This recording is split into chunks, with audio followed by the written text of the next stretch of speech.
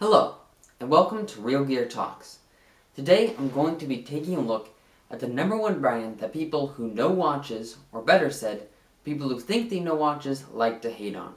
And that is, of course, the notorious Invicta. Invicta is a brand with a lot of moving parts, and is most often represented with a bad rep among watch enthusiasts. But today I'm going to be taking an objective and unbiased look at the brand by examining a watch from their popular Pro Diver line in the flesh. Let's take a closer look.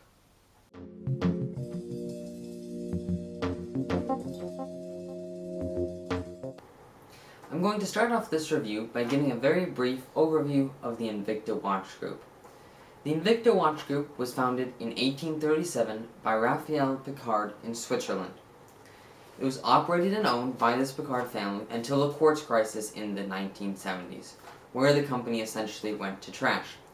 In 1991, the company was purchased by a US-based investment company, and they sort of reinvigorated and also changed the company's sort of motives. Originally, the company was founded on the premise of making affordable Swiss-made watches available to everyone. And now it has a similar objective, but of course is viewed often as a fashion watch. Besides that though, the US-based headquarters are currently located in Florida, and the current president is Eyal Lalo. Hope I'm not butchering that name. They also have several sub-brands, such as Technomarine, S. Quaifman, not familiar with that brand, please excuse my pronunciation, and the iconic Lysine. The watch specifically I'm going to be taking a look at today is the Invicta 9403. Now this is from their Pro Diver line, which is, from what I can tell, probably their most popular line of watches. And I bought this watch quite a while ago, about 6 months, with the purpose of seeing if everybody's hatred in Invicta was really that well founded. Of course, this is a sub-homage, but there are plenty of companies such as Squally and Steinhardt that get a lot more love that also do homages. So I'm going to be taking a closer look now. So now it's time to take a look at the watch itself.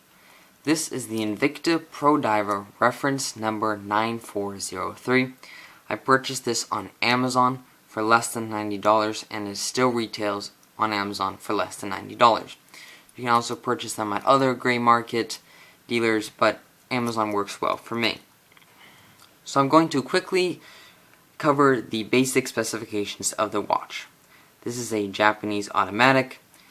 The case is stainless steel, the bracelet is stainless steel.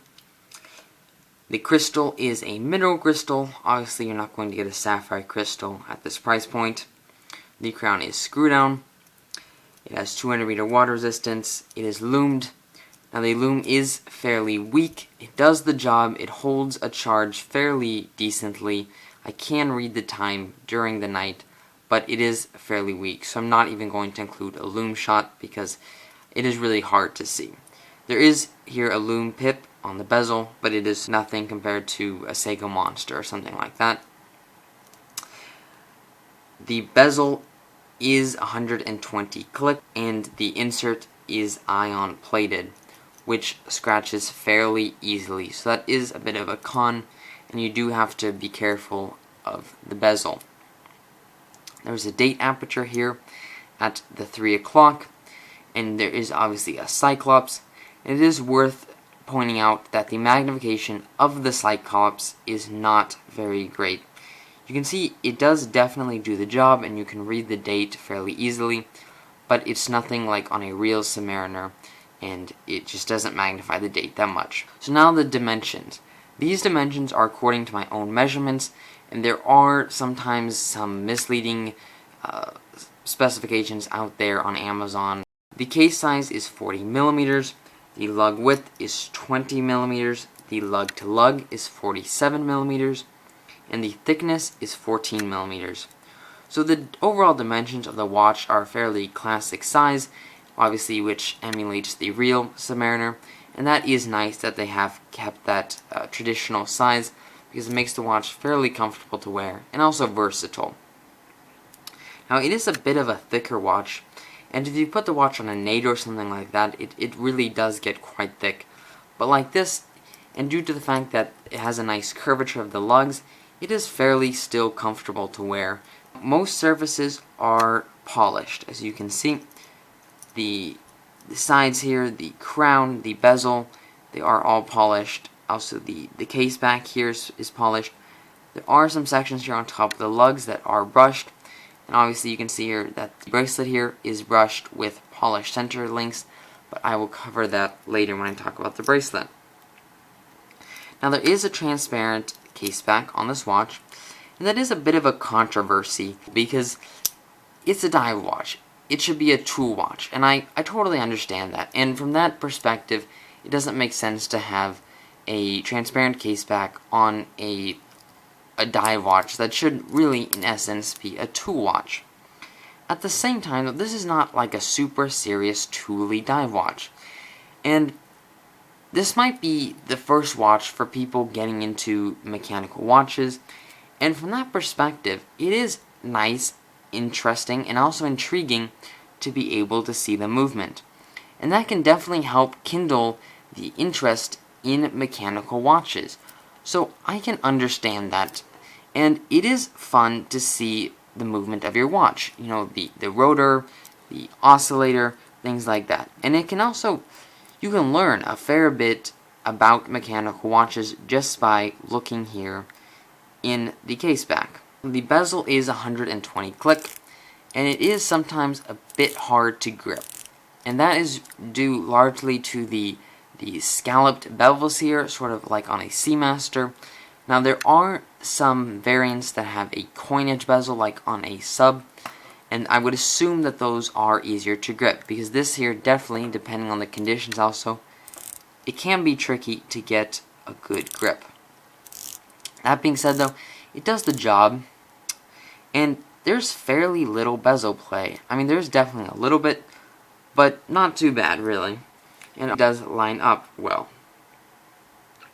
Now, as I mentioned before, it is iron plated, and it can scratch fairly easily.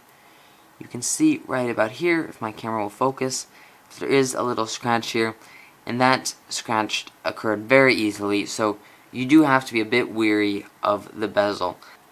So a quick brief note on the overall comfort, and that is that the watch is a fairly comfortable watch to wear. It has a nice size, and it fits well. It's not uncomfortable to wear really by any means. I would have liked to see it have been a bit thinner for sure, but again, it's really not bad. I have to give it that. Now the dial. The dial obviously is very resemblant of a Submariner, specifically more pre-ceramic sub, because it's definitely not a maxi dial. These indices which are applied are fairly small, and I mean it does the job, and it is nice to see those applied indices at this price. The lume, as I mentioned before, is fairly weak. Now there is the Invicta logo here at the 12 o'clock, also Invicta written under it, and that is applied. You can also see here the Invicta logo on the counterbalance of the second hand. The minute markers here are on the dial. There's nothing on the chapter ring, and that about concludes the dial. Now the bracelet here is obviously done in the oyster style. The center links are polished, which as you can see does attract a fair amount of scratching. And again, that just gets back to kind of the flashy nature of Invicta watches in general, and also on this watch. And, you know, it would have been nice for them not to have done that, but, you know, at the end of the day, Invicta is kind of a fashion watch brand. I mean, they really are, to be honest. So, it makes sense. It's consistent with other things Invicta has done. So, you know, it's just something you have to accept. And the links here are solid. The end links are hollow, which is to be expected at this price point, in my opinion. And I have worn this watch for quite a while, and I haven't been the most careful with it because I wore this watch really to test it out. You know, it wasn't like a watch that I really wanted to keep and treasure. So I have worn it in all kinds of conditions. I have not worn it diving, but I have worn it in lakes, I've worn it in pools, I've worn it in the shower, I've worn it in all those kinds of places countless times, and it's held up really quite well. And the bracelet is really the only spot where I've noticed maybe some slight damage. And that is that these hollow end links here, I've started to maybe loosen up a little bit, but still holds in fairly well, and it really has held together fairly well considering that I haven't been the most careful with it.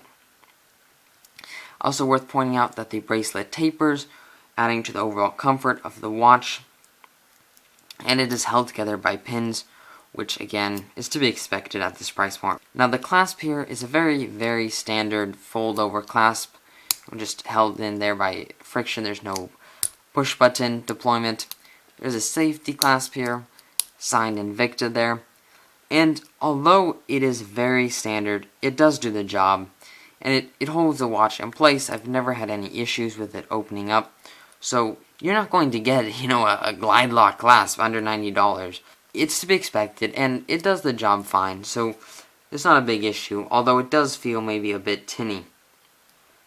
And of course, you could put this watch on a rubber, on a pearl-on, even on a leather if you wanted to.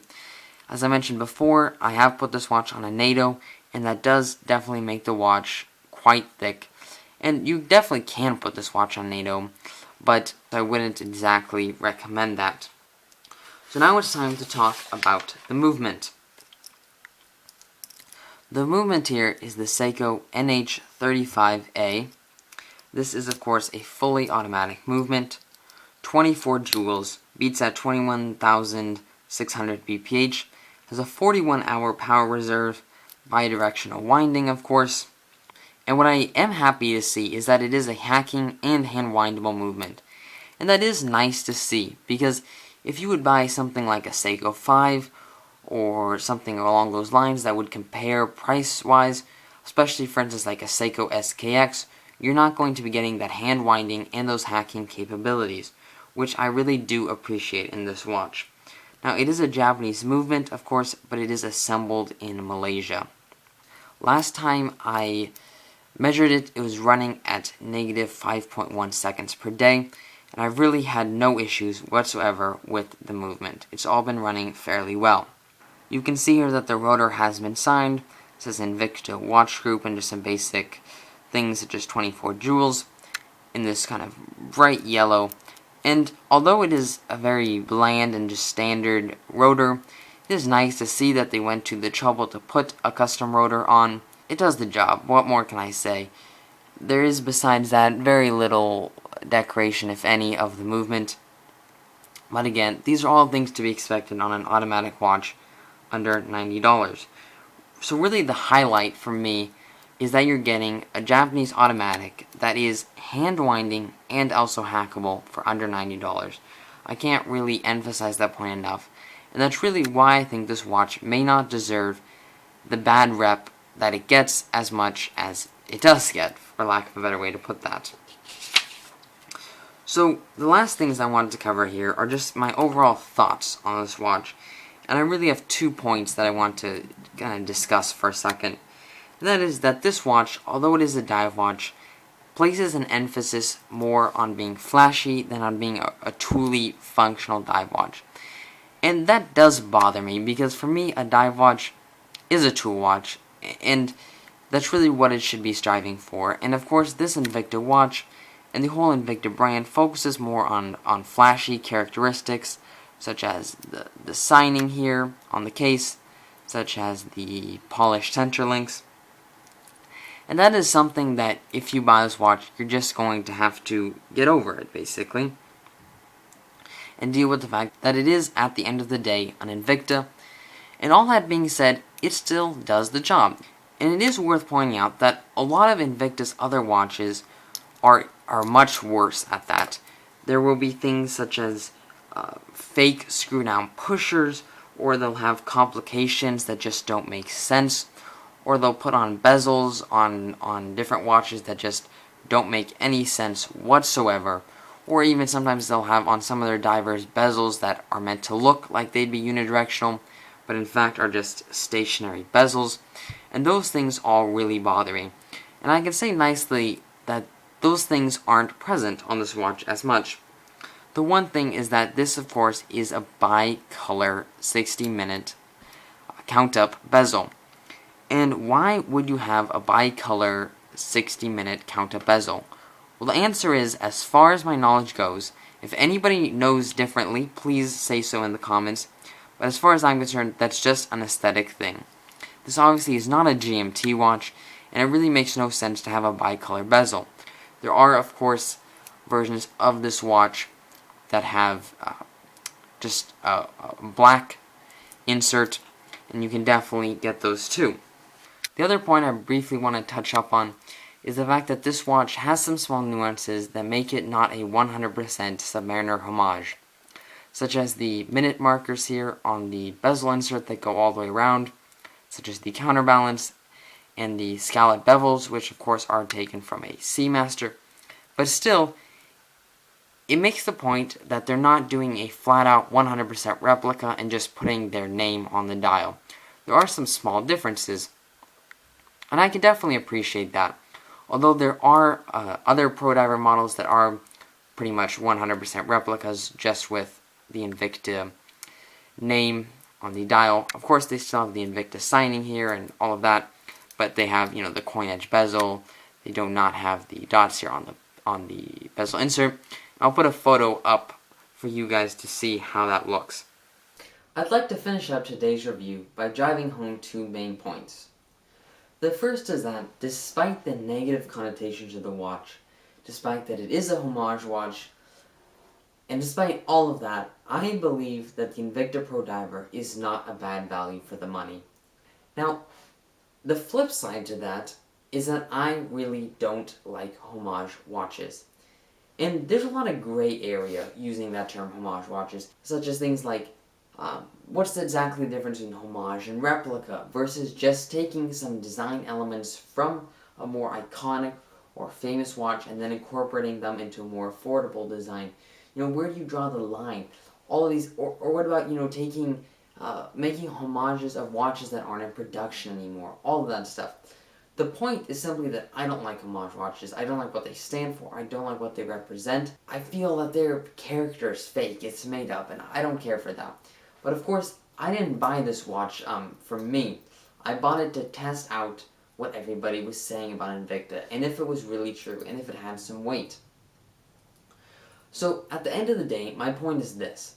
If you can get past the fact that you're wearing a watch that is pretty much, for lack of a better word, stolen 95% of its design cues from other more iconic watches, and deal with the fact that Invicta is a brand that's essentially turned into a fashion watch company, and that this watch kind of tries to skew a more flashy personality. If you can deal with that, it's not a bad value.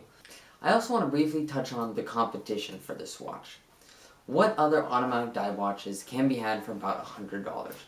And the answer is really that I struggle to think of any. There are some offerings from some smaller Chinese brands, mostly that do a lot of homage watches, such as Alpha, brands like that. But besides that, it's hard for me to think of a similar competition. You might be able to snag a Seiko 5 for a similar price, around $100, but I can't, off the top of my head, think of a Seiko 5 diver that would compare. The closest thing I can think of is the Seiko S&Z 517J1, and I'm looking right now on Amazon, and it retails on Amazon for $150. But what really bothers me about this watch is that it doesn't have a screw-down crown. It's only water resistant to 100 meters. And for me, personally, a dive watch needs to have a screw-down crown. So that for me is out, but perhaps other people feel differently about that. And if you expand your budget to about $200, there are, of course, a lot more offerings from Seiko, from Orient, from Citizen, and in my opinion, more respectable offerings. But of course, that is going to be twice or more times the price of the Invicta. So I still think the Invicta is a good value. So if you have any questions or comments, please leave them down below. And if you enjoyed this video, I'd really appreciate a like or subscribing to my channel. I will be making new content very soon.